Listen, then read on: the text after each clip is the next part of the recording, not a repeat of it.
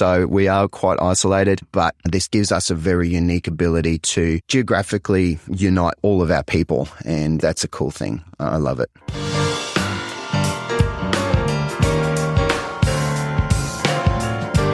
Why would an Australian support group start a podcast? Why is it valuable to have HeartKids doing interviews? What topics interest Aussies who listen to this podcast? Welcome to Heart with Anna. I am Anna Jaworski and your host. I am also a heart mom. My heart warrior is a 27-year-old pharmacy tech at our local hospital. My heart warrior was born with a single ventricle heart and is my inspiration. And that's the reason I am the host of your program. I'm very excited about today's show featuring two heart warriors. Today's show is entitled Meeting Rachael and Sam, hosts from the Heart Podcast. And our guests are Rachael Knowles and Sam Stolberg. Sam Stolberg and Rachael Knowles are the hosts of From the Heart, a podcast by HeartKids, the only national charity solely focused on supporting people impacted by childhood heart disease based in Australia. Childhood heart disease includes both congenital conditions and heart conditions acquired during childhood. HeartKids seeks to give everyone with CHD a fighting chance to live a long, healthy, and fulfilling life. From the Heart explores stories of people impacted by congenital heart defects or CHD. Sam's CHD didn't affect him much growing up as he played high-level rugby league throughout high school. Then all of a sudden, he needed open heart surgery at the age of 26.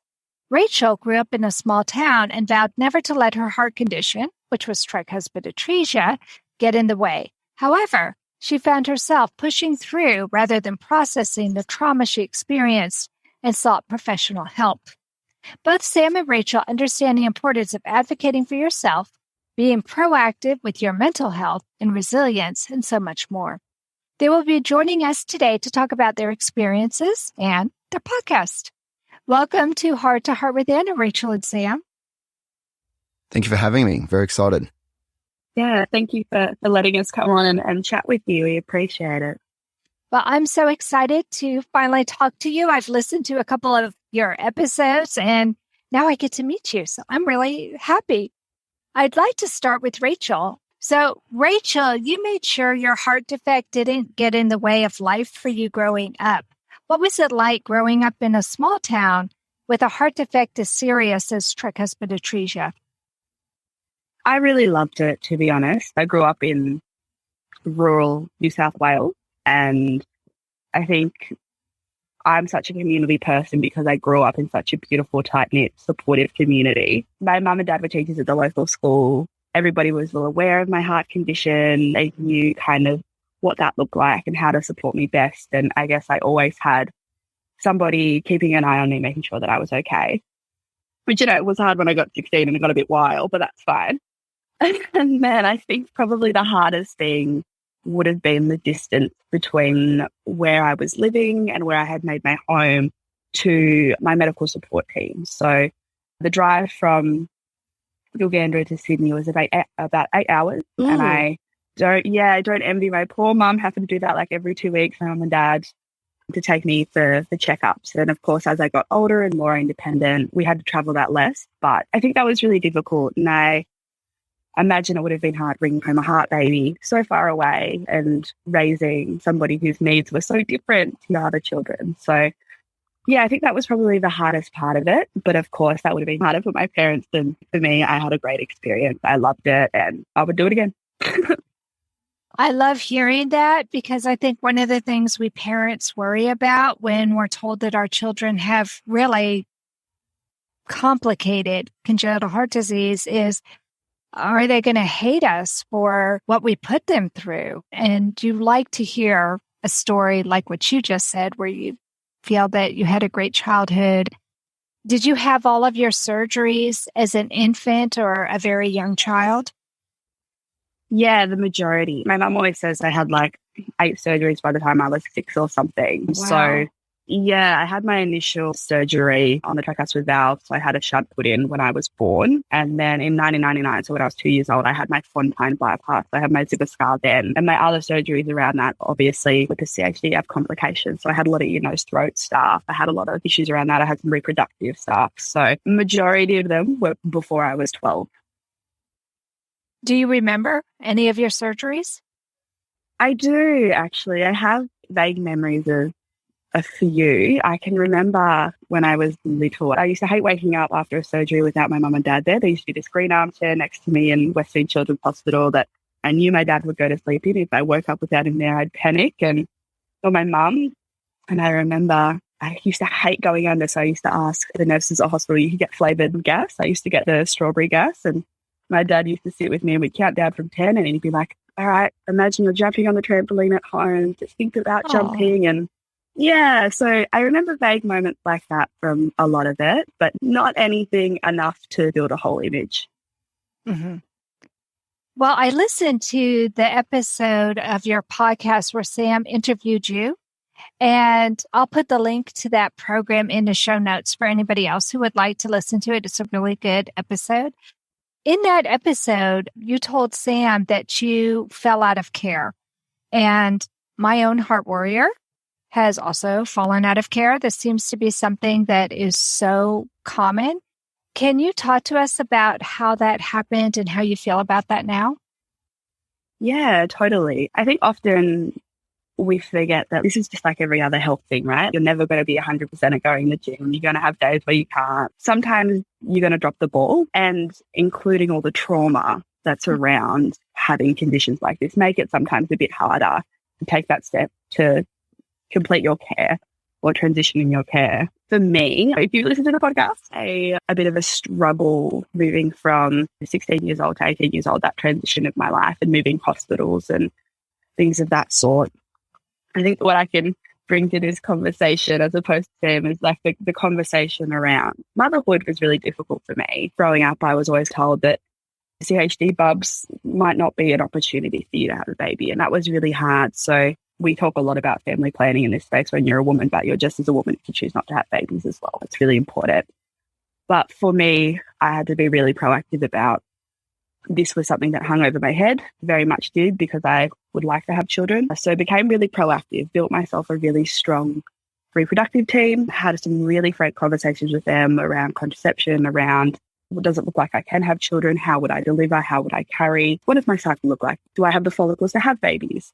And just like gunned them with all of those questions as quick as I could to get as much information. And then now in a position where I have all that information, I have really beautiful medical professionals that I can go to when I'm vulnerable and nervous about questions and feeling that triggeredness in my chest about things, and who will always act in my best interest, who will always give me the medical advice that's needed and appropriate for that point in time. And I think that's the best thing that has been for me. You live in a constant state of having this question above your head when you have CHDs around your health and your ongoing health. And you're never going to get a definite answer, but it's about having people in your circle who will give you the advice that you need, appropriate for you, without any other bias and without any other judgment towards you. Yeah, I agree with you. I think having the right team makes a big difference. My heart warrior is just now getting back into care after having been out of care for a while, and told me that he was tired of having to see the cardiologist every 6 months. And for a while, he just wanted to feel normal. And he felt so good that he didn't feel like he had to see the cardiologist, but he is now back in care, and I'm so relieved that he's back in care. But I think it's what you said, Rachel. It's all about finding that right team that you know has your back and is going to be able to address the issues that are important to you, such as motherhood.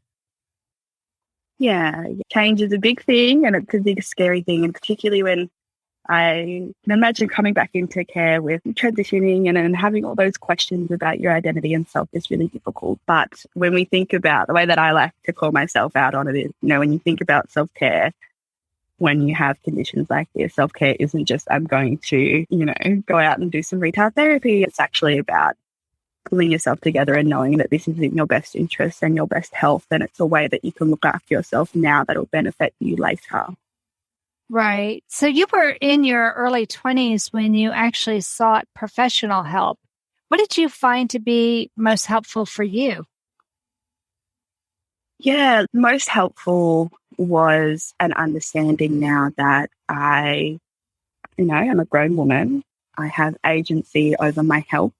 As scary as that is to have that pass from my parents to myself, it's time for them now to be able to live a life without having to care for me and put my appointments first. That's now my responsibility. And that's scary, but also that means that I have a lot of agency within how my life looks and how I care for myself and what I do. And I think when I have a really good mental health team, I have a really good reproductive health team, I have a great cardiologist, and I'm still building my team. Like, there's still areas that I need. And, even in the family planning dynamic, the podcast has been great as well because I've gotten so much information off that about what that looks like and how that can happen. But having conversations about, okay, I'm 25 now. When is the best age? What does that look like?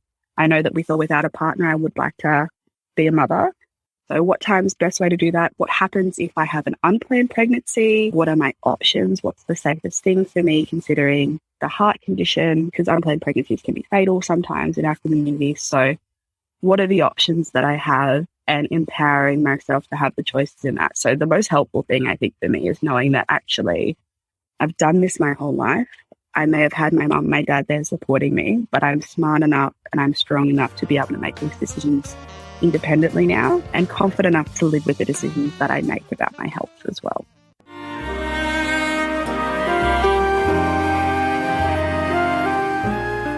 Home Tonight Forever by the Baby Blue Sound Collective. I think what I love so much about this CD is that some of the songs were inspired by the patients. Many listeners will understand many of the different songs and what they've been inspired by. Our new album will be available on iTunes, Amazon.com, Spotify. I love the fact that the proceeds from this CD are actually going to help those with congenital heart defects. Enjoy the music. Home Tonight Forever.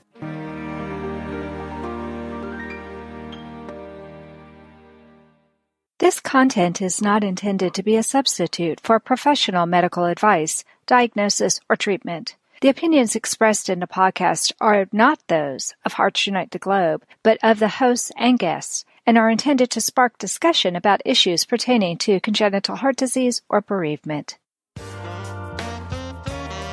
You are listening to Heart with Anna. If you have a question or comment that you would like addressed on our show, please send an email to Anna Jaworski at anna@hearttoheartwithanna.com. That's anna@hearttoheartwithanna.com. Now, back to Heart with Anna. Sam, I understand that you were very active when you were young. I can't believe that you played rugby because that's a really tough sport. Can you tell me what your life was like growing up? Well, for me, I live life as a very stereotypical Australian bloke.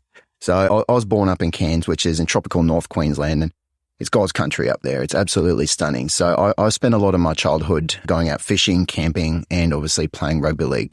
Rugby league, for you Americans, is probably one of the toughest sports. We think it's tougher than gridiron because we don't have quite as much padding. But for me, that was a huge part of my life, and that was basically where my life was headed. I was trying to pursue a professional career, but I lived a beautiful life, getting to go out camping and fishing. Those were the things that mattered most to me, spending time with my family. My mum was told that I technically wasn't really supposed to play rugby league, but she could see how much it meant to me. So she was happy for me to push myself into that. We're obviously very mindful of it, but it was very important to me and I absolutely loved it. So couldn't hold me back. So even though you didn't have open heart surgery until you were 26, your parents knew you had a heart issue?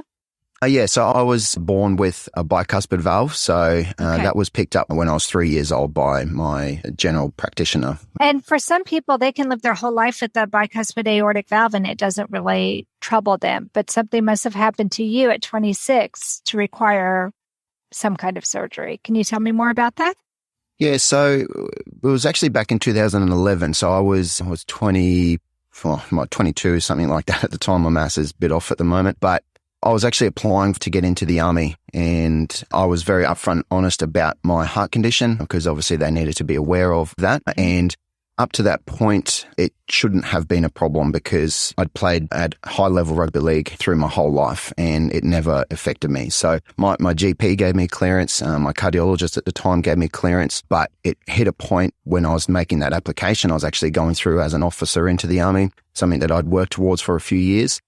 So they basically said, cool, this is fine. We understand that you should be fit for duty, but we've just got to get your cardiologist to sign off. So called her up. She said it should be fine, but I'm due for a checkup anyhow. And then it was at that time that we did the scans and she was happy to sign off until she got the results from the scans, which said that I had aortic dilation. So my aorta was swelling up and it's like a balloon. You keep blowing it up. At one point, it's going to rupture and that's not a good time if that happens.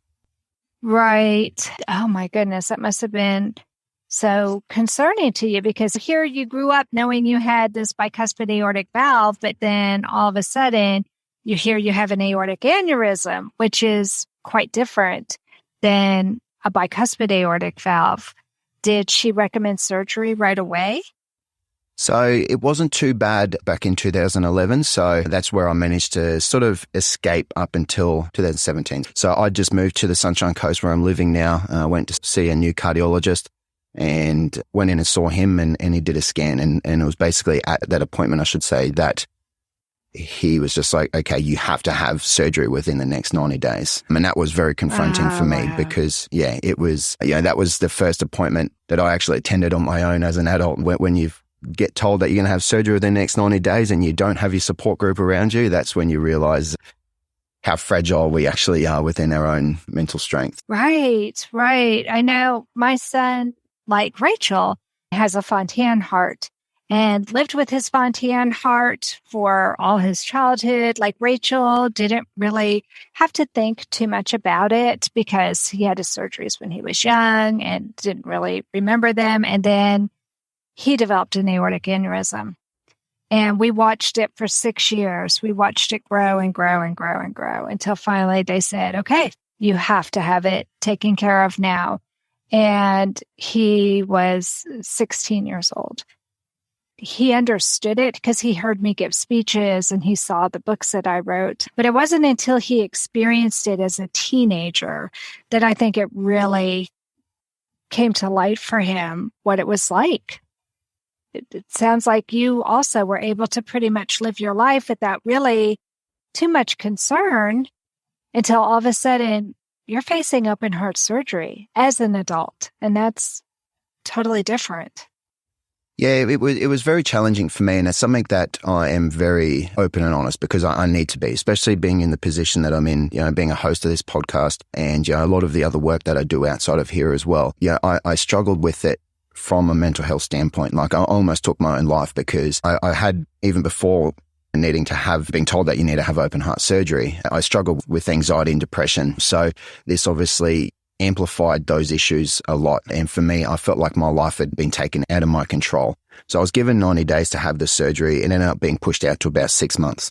And that weighed on me heavily. I'm like, am I going to die? The chance of me dying are high. I'm obviously having open heart surgery, which has risks. So I was just like, I'm going to take my life into my own control. And that was obviously a very challenging moment. And it's difficult going through life, living it, as you said, sort of, relatively healthy. And then basically the rug being pulled out from underneath your feet. And then your life is just very dramatically shifted in a moment. And it's a lot to take on.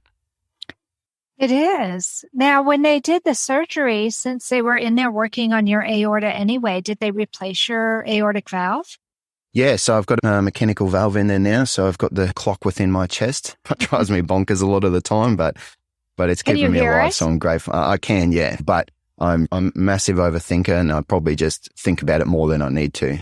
I totally understand. I have had some friends whose children had mechanical valves, and when they would be taking a test in school, people could hear their valve. Yeah. That seems strange that everybody in the classroom could hear something going on in your chest. You're a tick, But that was a long time ago. So I was hoping that maybe they got better and now they're not so loud. But I'm sure for you, it's got to be loud. And it's a constant reminder. Do you think you're able to tune it out now more than when you first got it? From a mental standpoint, I'm in a different state of awareness now than what I was when I first had it. But I remember when there was a moment when I was in hospital, I'm just like, this tick is driving me bonkers. I just had the idea. I'm like, I'm just going to stick headphones in my ears and it's going to drown it out. But when I stuck the headphones in, it almost sort of amplified the sound because it's coming from within me. You know, obviously sticking headphones in your ears, unless you crank the music up really loud, it's not going to drown out the noise. That bothered me a lot. Music's a huge part of my life. I love it. And when it starts impacting my ability to enjoy the music, it's very difficult. So I try and listen to it now and just think of it as like a metronome, but sometimes it doesn't work.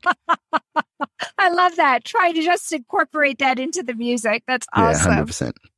So what is your future like, considering you have a mechanical valve? At least you don't have a bicuspid aortic valve anymore. Is there a concern about the aneurysm coming back? Hopefully everything is resolved for the issues that I had. So obviously now that I've got a mechanical valve, I'm on warfarin, so I need to be mindful. I live a very active life. I still do a lot of things that I probably shouldn't do. So any of our HeartKids listeners, kids, cover your ears. Please don't follow what I do. But because the issue with warfarin is if I get hit in the head and get a concussion, then it can actually cause a brain bleed. Mm-hmm. So that's something that I need to be very mindful of. But outside of those, I may have a couple other little issues that are arising now. So something that I need to be mindful of. And just got to go and see my heart team and see if we can get those resolved or hit them on the head before they become anything major. I'm kind of surprised that they didn't opt to do a Ross procedure and take your pulmonary valve and put it in place of your aortic valve, and they decide to use a mechanical valve instead. Did they talk to you about that as an option? They didn't talk to me about that as an option. They spoke about having a bovine valve, but the issue with me, especially with my lifestyle, is it would burn out within maybe 5 to 7 years. Yeah. So the mechanical valve theoretically should outlast me as long as I obviously look after it. Wow. It should theoretically. They're made of some pretty fancy materials now. Cool. So my cardiologist was very adamant that they won't need to replace the valve itself. That's wonderful. That's the first time I've heard that the mechanical valve can last that long. I thought that even the mechanical valves had to be replaced after a while, but they're constantly renovating and making new materials. It's really exciting to see all of the changes that are happening in the field of pediatric cardiology.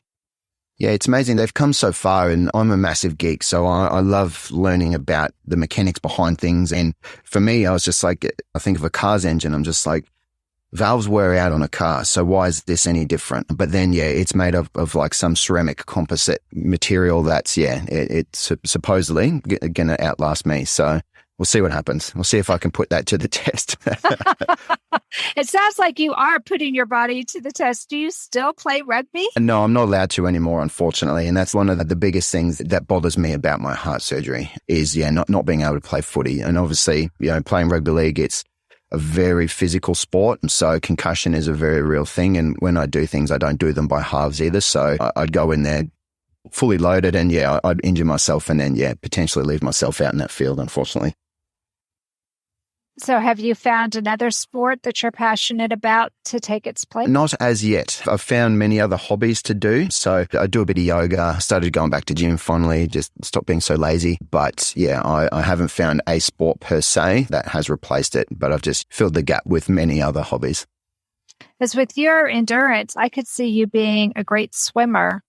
I wouldn't imagine that would be as dangerous for you. Swimming seems to be a really good sport. I live at the beach, so swimming in water was a huge part of my healing journey itself. So it's always going to hold a special place in my heart. I was released 6 days after my surgery, and then on the 7th day, I got my mum to drive me down to the beach so I could walk down and put my feet in the water. So I've got a very special bond to the water, but once I start swimming with a purpose, if I'm racing or anything like that, I start losing interest and it bothers me more than it should. So. Well, I'm glad that you found the water healing because I agree. And I think that whole sensation of having your feet on the sand and not being in the hospital. Wow, 6-day recovery after open heart surgery for an aortic aneurysm and a valve replacement. That's pretty phenomenal. Yeah, I was amazed. I'm very determined, and when I put my mind to something, it will happen. And I pushed myself as much as I physically could, but then mentally as well. Very obviously confronting experience having open heart surgery, but I pushed myself to ensure that I gave myself the best opportunity of getting out of that hospital as soon as possible. Anna Jaworski has written several books to empower the congenital heart defect, or CHD, community. These books can be found at Amazon.com or at her website, www.babyheartspress.com. Her bestseller is The Heart of a Mother, an anthology of stories written by women for women in the CHD community. Anna's other books, My Brother Needs an Operation, The Heart of a Father, and Hypoplastic Left Heart Syndrome, a handbook for parents, will help you understand that you are not alone. Visit babyheartspress.com to find out more.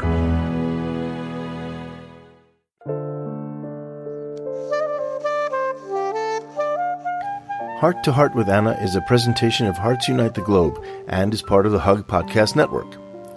Hearts Unite the Globe is a non-profit organization devoted to providing resources to the congenital heart defect community to uplift, empower, and enrich the lives of our community members. If you would like access to free resources pertaining to the CHD community, please visit our website at www.congenitalheartdefects.com for information about CHD, the hospitals that treat children with CHD, summer camps for CHD survivors, and much, much more. Can you tell me why you decided to be co-host for a podcast for the Australian community? And I'll start with you, Sam. So for me, I love building relationships, and I've done a fair bit of work with HeartKids in the past. I've organized toy drives and gone to different events that they've had. I've gone to education days, and I love getting to share my story. But the biggest part is being able to share an experience in other people's journeys as well. So for me, it's getting to share those stories from within our community so that others within that community realize that they aren't alone. They're not isolated in their experience. And to me, that's a very beautiful thing. But then outside of that as well is it's trying to help raise a bit of awareness for CHD and the different experiences that people can have on their journeys. So that's from the parents, siblings, and then even getting to talk to the experts within their field. So I've got a podcast that I'm jumping on this afternoon with a professor, and I'm looking forward to that because he's a very knowledgeable man. Getting to share his knowledge with our communities is a very beautiful thing to me. But then Australia, geographically is about the same size as the United States with far less people. So we are quite isolated, but this gives us a very unique ability to geographically unite all of our people. And that's a cool thing. I love it. One of my volunteers, my script writer, Megan Tones, is the one who told me about your program because she started listening to it, I guess, from the first episode. And as soon as she told me about it, I said, we have to have them on the program. But she has so enjoyed hearing the story. She, like you, is an adult with a congenital heart defect and has had multiple open heart surgeries. And I think it was very kind of validating to have your show to listen to and to know that there are other people out there in her country who are going through the same thing. I mean, obviously she knew that was true, but it's different when you get to hear a podcast on a regular basis with people talking about the same issues that you're dealing with.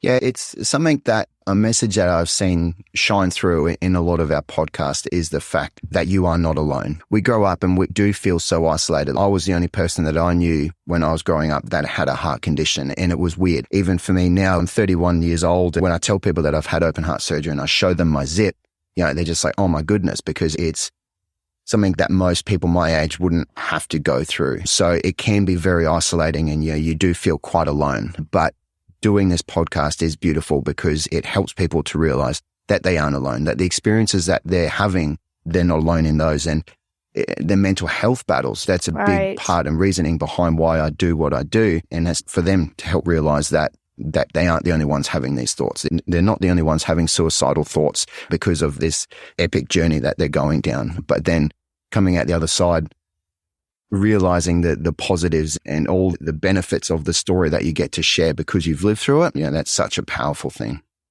Absolutely. I think you all have a different baseline than people who don't have a congenital heart defect when it comes to how difficult something is or how challenging something is. You have been through so much with your hearts that it gives you a different vantage point in life. Yeah, it's something that I share in everything that I do. I've dealt with my own mortality, and dealing with that at 26 years old is a very obviously confronting thing, but that's what makes me me. That makes my story so beautiful, because most people don't get to experience that until they're at the end of their life. They're at the end of their journey, whereas I've stared death in the face and I looked him in the face and I said, not today. I'm still ready. I'm still here. I love it. I love it. Rachel, can you tell me about the topics that you all choose for the podcast? And tell me about some of the shows that you have coming up. I think the journey has always been as many voices that we can get on and around CHD is important. So that ranges from, of course, professionals in the area, cardiologists, specialists, people who live with this themselves, family members around that. I know that I particularly have done a lot with female doctors around reproductive health and family planning and things of that sort, because it is a really big, scary thing. We've done quite a few on mental health. We've also, the incredible Tiny Jazz has done a few, who is also partly a co-host. She's done a few in regards to Aboriginal and Torres Strait Islander peoples living with CHD or experiencing CHD. So we have a collection of voices, and I think that can be the biggest thing when you are experiencing this, is that it's incredibly isolating. As Sam said, you don't often know people who have the same condition as you, and it's nice, I think, to be in a space when you don't know as many people who have the same thing as you do.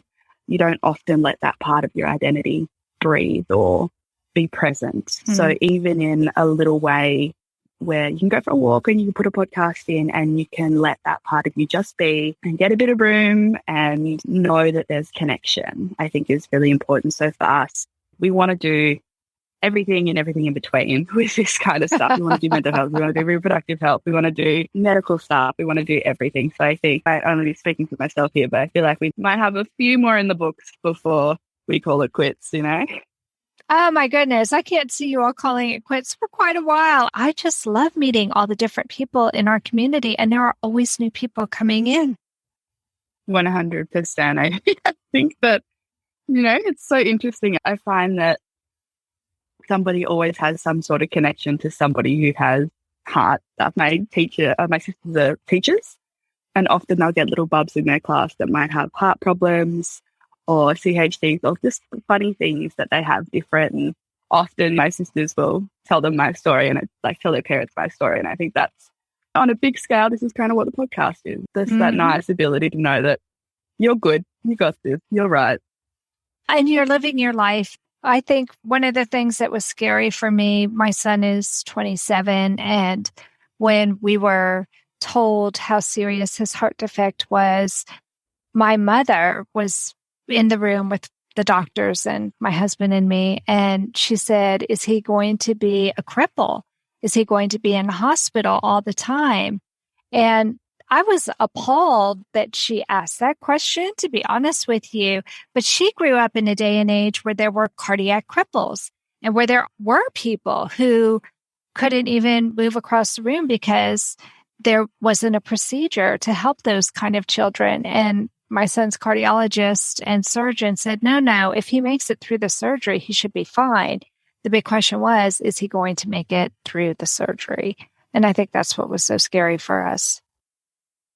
Yeah, I think that's the really interesting thing when you have like young bubs, or, you know, when that first starts out, is what does life look like? And you have that as parents, as caregivers. What's the best thing that you can do to make sure that they're able to self-determine in their life and grow and be happy and proud and strong individuals? I think, yeah, it's a really scary thing. And even now, like, you know, my nan will be like, oh, I remember when you were born and you were so little, and all those stories that I'm just living my life. Exactly. Yeah, I love like, that. There's no big thing. I don't mean to do anything spontaneous. I just happen to just live. And I think that's a gift in itself. But I think, yeah, often we forget the struggles that kind of got us there, you know? Well, I think it's the struggles that make your just living so amazing. And that's what gives us heart parents inspiration. It gives us hope that maybe our kids will be able to play sports, will be able to consider having a baby and having a family and all those things that most people just take for granted. We don't get to take those things for granted. For us, they're all miracles. We are very, very lucky people. And it's so nice to be able to share this space with Sam and Isabel and to get, everyday people to be able to actually sit down and talk about their life and that experience. I love it. So it's From the Heart by HeartKids. Can you tell us where we can listen to your program? And friends, I will have the links in the show notes, but for those of you who are listening who might want to know, would you go ahead and give them the URL? You can find it on Apple Podcasts and Spotify and all your podcast streaming apps. And you're also on Facebook and Instagram. And we can find you at HeartKids Australia, no spaces, friends, or on Instagram, just HeartKids. Did you all want to share any other URLs or links or anything that people might be interested in knowing? For me, it's something that I try and talk to people. I'm trying to grow my community. So if there's anybody out there who wants to reach out to me on social media, please come find me on Instagram, slide into my DMs. I'm happy to have a chat to people. I love hearing people's journeys. I love getting to share my journey as well. So if you feel inclined, then please come find me on Instagram. It's Ronin, RONIN .Stolz, STOLZ. Okay, great. And so Rachel, did you also want to share yours? Anybody's always welcome to contact me. If you want to talk through anything or have a chat or whatever, mine is Rachael Knowles. The Rachel is spelled a little bit funny. It's RACHAEL and then Knowles like Beyonce _ So I love that. Like Beyonce. Like, I wish I could say we were cousins, but I'm still trying to figure out if we are, you know? I love it. Well, this has been so much fun. Thank you so much, Rachel, for coming on the program today. No, thank you. Thank you for having me. And it's been wonderful to share the space with yourself and with Sam. It's been great. It has been great. And thank you, Sam. I've really enjoyed hearing your story. I think you are definitely the first person to come on my program with a heart defect who has played rugby. And a lot of Americans may not know about rugby, but I went to school at Our Lady of the Lake in San Antonio, Texas, and we actually had a rugby team. And when I heard how it was played, I was just mortified because, like you said, rugby players don't have the helmets and the pads and everything that football players do, and it's a pretty vicious sport. Yeah, I think that the athleticism of rugby league is probably one of the most elite. And I'm very, I guess, one-sided with when it comes to it because it's sort of one of our national sports. But it's one of the toughest games out there, I reckon. And I love watching it and I miss getting to play it. Well, it sounds like you would be a great commentator because you know the sport inside and out. And maybe there's a place for you doing something like that. I'll add it to my list of things to do. I'm pretty caught up in getting to do these podcasts at the moment, and that's where my heart is. But I'm happy to take that on should the opportunity present itself. And we need to get you on like Triple M with Fox doing interviews. That's what we need. Oh, hell yeah. You. Imagine that. me and the Fox would be killing it. You and Addo Carr. Yeah, bloody oath. That sounds amazing.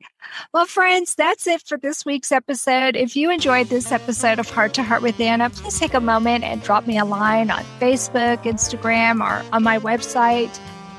All of the links will be in the show notes, and that's a description of the show. Let me know what you like about this episode. And remember, my friends, you are not alone. Thank you again for joining us this week. We hope you have become inspired and empowered to become an advocate for the congenital heart community. Heart to Heart with Anna with your host, Anna Jaworski, can be heard at any time wherever you get your podcasts. A new episode is released every Tuesday from noon Eastern Time.